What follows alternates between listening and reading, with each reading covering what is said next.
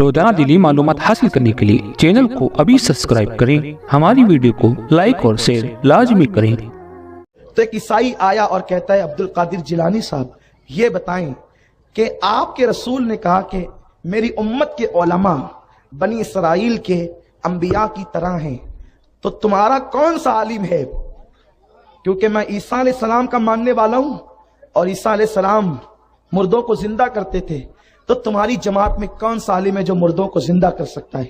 فرمایا دیکھ مجھے دعویٰ تو نہیں ہے علم کا، البتہ میں اپنے نبی کا غلام ہوں، تو کسی قبرستان میں لے چل اور تیری طبیعت جہاں چاہے پھر دیکھ اللہ کی قدرت۔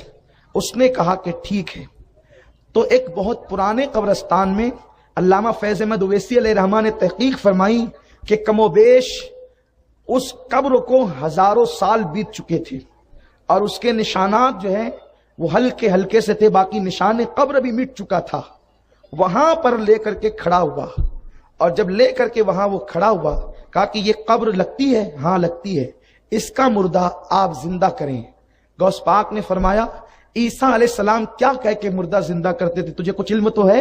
اس نے کہا ہمارے عیسیٰ کہتے تھے قم باذن اللہ، قم کھڑا ہو جا باذن اللہ، اللہ کے حکم سے۔ غوث پاک نے فرمایا قم باذن اللہ، اتنا کہنا تھا وہ مردہ نکل گیا۔ کہتے ہیں کہ وہ مردہ جب نکلا کھڑا ہو کے کہتا ہے کیا قیامت آ گئی؟ قیامت کا نہیں، قیامت نہیں آئی ہے، البتہ جو ہے بس ایک معاملے کے لیے تمہیں بلایا گیا ہے۔ پھر اس کے بعد اس سے پوچھا کہ اندر بھیج دیں؟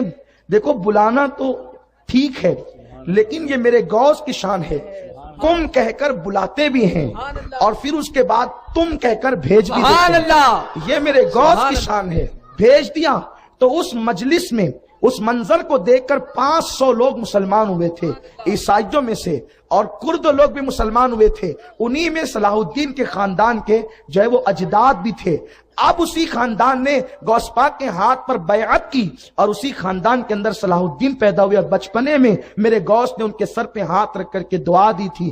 اس طریقے سے فرمایا تھا کہ اس بچے کا نام قیامت تک روشن اور زندہ رہے گا۔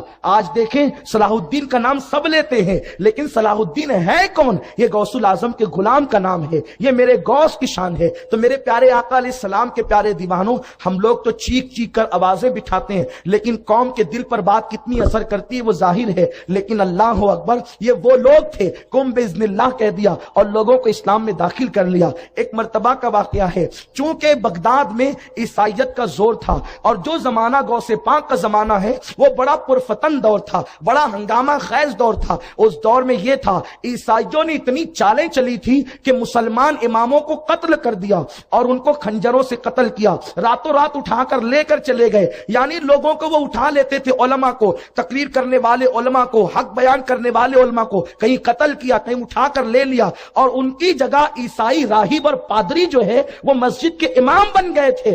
آپ بتائیں عیسائی اور یہودیوں نے کتنی سازش کے ساتھ جو ہے مسجدوں پہ قبضہ کیا تھا، اور پھر وہ تقریروں میں اللہ کی تعریف کرتے تھے، رسول اللہ کی تعریف کرتے تھے، ایک ایک گھنٹے تک، دو دو گھنٹے تک، 6 گھنٹے تک وہ تقریریں کرتے تھے اللہ رسول کی تعریف میں، لیکن بیچ میں 2-4 جملے ایسے گھسا دیتے تھے جس سے لوگوں کے دل میں رسول اللہ کے خلاف نفرت پیدا ہو جائے۔ اس دور میں ایک ایسا خطرناک دور تھا، اپنے بیگانے کی تمیز نہیں تھی۔ اس دور میں اللہ نے غوث پاک کو پیدا کیا۔ اس زمانے میں آپ نے اتنا بڑا مجاہدانہ کردار ادا کیا کہ آج تک کے دنیا غوث پاک کی بارگاہ میں خراج عقیدت پیش کرتی ہے۔ انہوں نے کتنی کرامتیں دکھا کر، خطابات کے ذریعے سے، واعظ و نصیحت کے ذریعے سے جو انقلاب برپا کیا ہے، ان کو دنیا محی الدین کہتی ہے۔ محی الدین مطلب دین کو زندہ کرنے والا۔ یارو جو دین کو زندہ کر دے، اگر وہ مردے زندہ کرے تو تعجب کی بات کیا ہے؟ میرے اللہ نے ان کو یہ طاقت عطا کی ہے۔ تو میرے پیارے آقا علیہ السلام کے پیارے دیوانوں،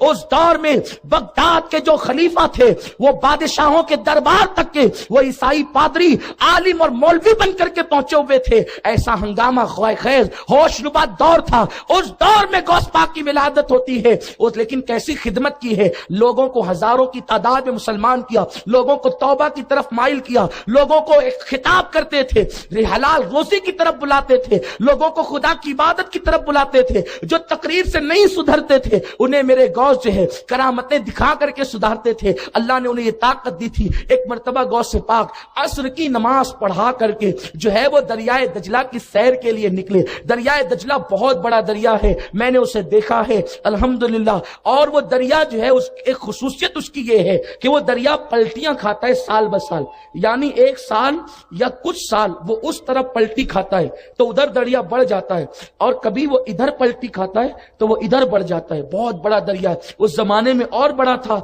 अभी जो है वो उसको कुछ समेटा गया है, लेकिन आज भी उसमें कश्तियां चलती है, उसमें आज भी कश्तियों का आना जाना है और लोग एक किनारे से दूसरे किनारे कश्तियों पे आते जाते हैं। मेरे गौस की शान ये है, आप असर के बाद दरिया की सैर को गए, इसलिए कि सैर व तफरी को जाना ये बुरी बात नहीं है। सैर व तफरी के लिए जाकर वहां अय्याशियां करना, गुनाह करना ये बुरी बात है, वरना अल्लाह की निशानियों में गौर करना, अल्लाह ने तूने दरिया कैसा बनाया, फूल कैसे बनाए, पत्तियां कैसी बनाई, ये सब चीजों में गौर करना इबादत है। बल्कि सूफिया फरमाते हैं कि अल्लाह की निशानी में गौर करना 70 साल की इबादत से बेहतर है।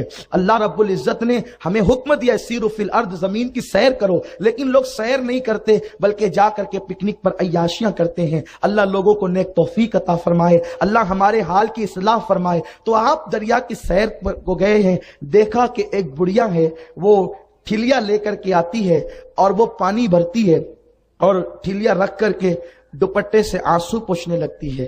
नबी के घराने के फर्द थे, दिल में ख्याल आया इसकी आंख में आंसू कैसा।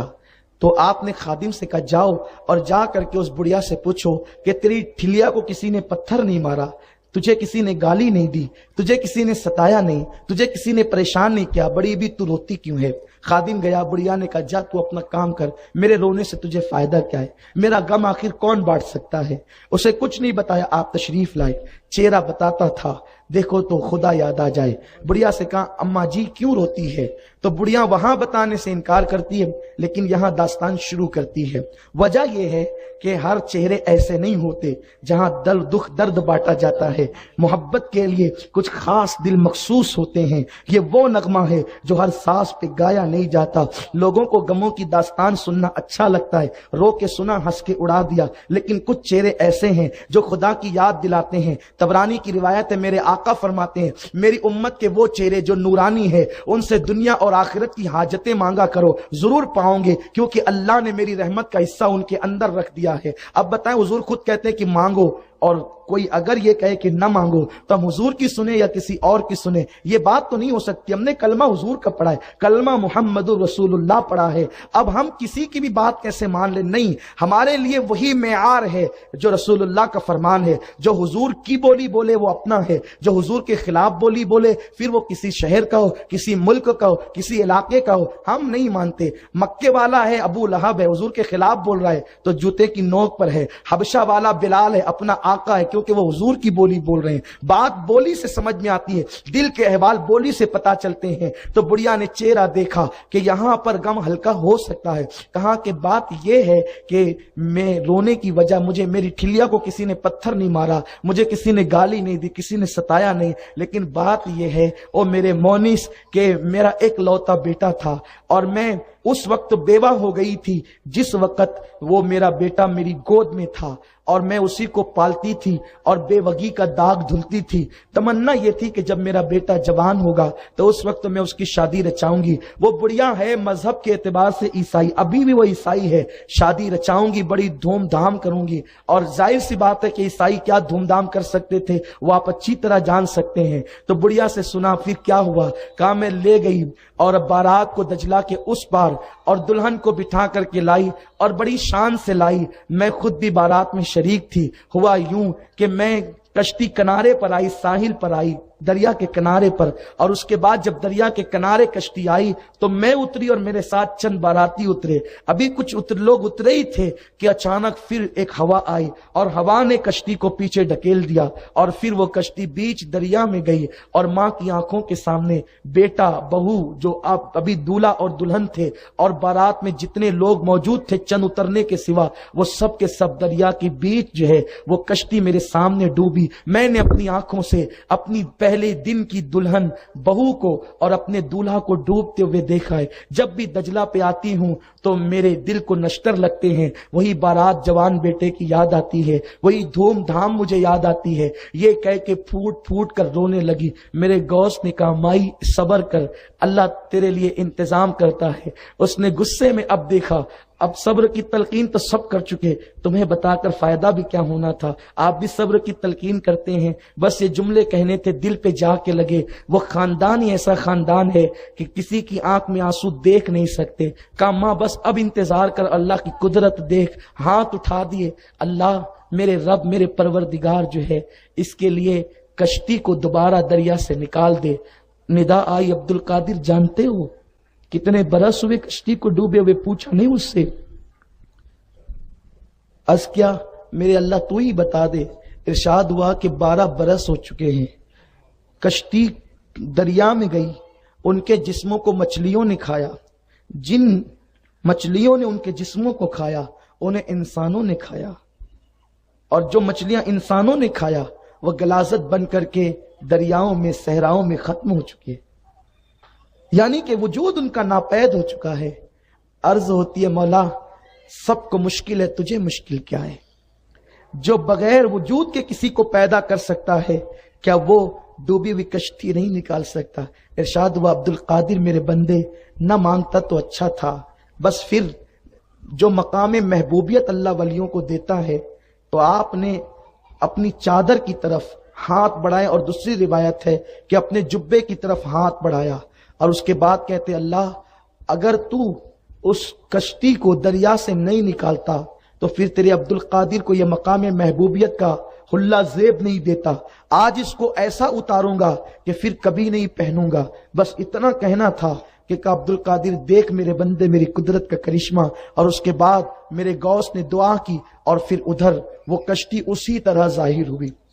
وہ کشتی اسی طرح ظاہر ہوئی جیسے کہ وہ شان سے ڈوبی تھی. بڑھیا نے دیکھا دنگ رہ گئی, اور اللہ اکبر, اس نے کہا یہ کیا ہے؟ کہا یہ میرے اللہ کی قدرت ہے, میرے رب کی قدرت ہے. کشتی کنارے پر آئی, بڑی بھی کو یقین نہیں آتا تھا یہ کیا ہے. بڑھیا نے بیٹے کو سینے سے لگایا, پھر کہنے لگی میں تو بڈھی ہو گئی, اب 12 سال جو ہے وہ گزر چکے, اب میں اپنے پوتا پوتی کو دیکھوں تو کیسے دیکھوں, بیٹے کی شان دیکھوں تو کیسے دیکھوں, کیونکہ اب تو میں جلدی مر جاؤں گی. میرے غوث نے کہا نہیں تو نہیں مرے گی, تیری زندگی جب ختم ہونے والی تھی وہ 12 سال تک میں نے اور بڑھا دیا, یعنی جتنا تو دیکھ سکتی تھی وہ سب بڑھ گئی. تو وہ پورا خاندان مسلمان ہوا. مسلمان ہوا تو اس دولہے کو دنیا نے شاہ دولہ کے نام سے جانا, اور شاہ دولہ مسلمان ہوئے, غوث پاک کے خلیفہ ہوئے, اور گجرات کی سرزمین پر ان کا مزار موجود ہے سرکار غوث العظم کے. اور ہم ہندوستانیوں کی قسمت بھی بڑی عجیب ہے کہ وہ شاہ دولہ بھی ہندوستان آ گئے. غوث پاک کے خلفاء میں ہم اللہ کی نشانی بن کر, یہ وہ لوگ ہیں, یہ ہے غوث العظم دستگیر. آپ سوچتے ہیں یہ کیا ہے, یہ کیا ہے, یہ کیا, یہ اللہ کی قدرت ہے. اللہ جس کو جو چاہے مرتبے عطا کرتا ہے, اللہ جس کو جو چاہتا ہے شان عطا کرتا ہے. اب دنیا یہ چاہتی ہے, دنیا یہ سوچتی ہے کہ ہم ان ولیوں سے اپنے رشتے کو توڑ لیں, کٹ کر لیں, ان سے منقطع کر لیں, تاکہ شیطان ہمارے ایمان کو آسانی کے ساتھ اچک سکے. میرے پیارے آقا علیہ السلام کے پیارے دیوانوں, بڑے مقدر سے یہ بزرگوں کے دامن ملتے ہیں. یہ دامن یوں ہی نہیں ملا کرتے, یہ بڑی قسمت کے بعد ملا کرتے ہیں. اگر کوئی ان کا دامن ہم سے چھڑانا چاہے تو چھوڑنا نہیں. اگر کوئی صاحب کہے یہ شرک ہے تو آپ پوچھ سکتے ہیں شرک کیسے, جب اللہ نے کہا اب تک الیہ الوسیلہ, تو یہ شرک کیسے؟ اور پھر غوث پاک اپنی کرامت دکھا کر پوری زندگی میں یہ نہیں کہتے کہ یہ میری کرامت ہے, کہتے یہ اللہ کی قدرت ہے. اور ولی کی کرامت دراصل اللہ کی قدرت ہی ہوتی ہے. اور سنو, جن لوگوں کو اللہ پہ بھروسہ نہیں وہ ولیوں کی ولایت کا انکار کر سکتے ہیں, لیکن جو اللہ کو مانتے ہیں, تو جو اللہ چاند کو چاندنی دے سکتا ہے, کیا وہ عبد القادر جیلانی کو کرامت کی طاقت